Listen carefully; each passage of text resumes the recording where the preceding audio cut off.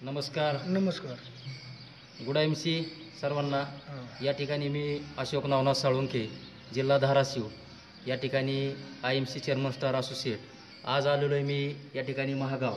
आणि ह्या महागावमध्ये आपल्या आलो ज्योती ड्रॉपचा एक अप्रतिम आलेला रिझल्ट, जे की डोळे कचकच करायला, डोळ्यातून पाणी येलं, एखाद्याचा चष्मा लागला असेल किंवा समजा डोळ्यावरती आलेला आपला पडदा असेल, तो पडदासुद्धा जाळण्याचं काम करतं या ठिकाणी हा आपला डोळ्याचा ड्रॉप. आयुर्वेदिक आहे, WHO प्रमाणित आहे.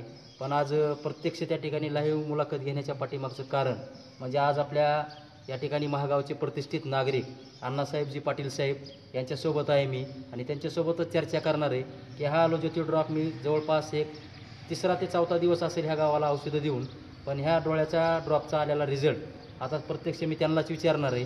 तुमचं नाव सांगा पूर्ण. अण्णासाहेब रंगनाथ पाटील. तुमचा मोबाईल नंबर सांगा. 8308 48 63 76. मग ह्या डोळ्याचा ड्रॉप सोडल्यापासून तुम्हाला किती फरक जाणवला? एक तासाच्या आत फरक जाणवला. बघा, उघडा डोळे बघा नीट.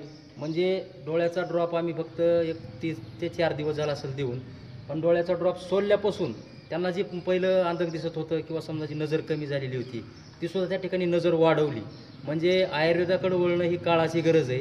आणि सध्याच्या काळामध्ये काय झालेलं आहे, अन्न, पाणी, हवा ह्या तिन्ही गोष्टी दूषित झाल्यामुळं प्रत्येकाच्या शरीरामध्ये अविजातीय घटक जाऊन शारीरिक रोगाचं भांडार झालेलं आहे. मग तसला कुठलाही आजार असेल, तुमचा मूळव्याध, मुतखडा, पित्त, शुगर, BP, वात, कफ, त्वचाविकार, मणक्याचे आजार, अशा प्रत्येक आजारावरती सर्व हरिद्वार येथील शुद्ध असे औषध या ठिकाणी आपल्या प्रत्येक गावोगावी, प्रत्येक तालुक्यात, प्रत्येक शहरामध्ये जनजागृती करून आपल्याला आयुर्वेदिक औषधाकडे जास्तीत जास्त भारत देशामधील लोकांना वळवायचं आहे. म्हणून हे मिशन जे चालू आहे, रोगमुक्त कुटुंब आणि विषमुक्त शेती, त्यापैकीच हे आपल्या गावचे महागावचे प्रतिष्ठित नागरिक अण्णासाहेब पाटील यांना आलेला रिझल्ट, त्याच्यावर तुम्हाला काय वाटते? बाकी अजून काय ना हो, चांगलं वाटतं. रिझल्ट चांगला आहे.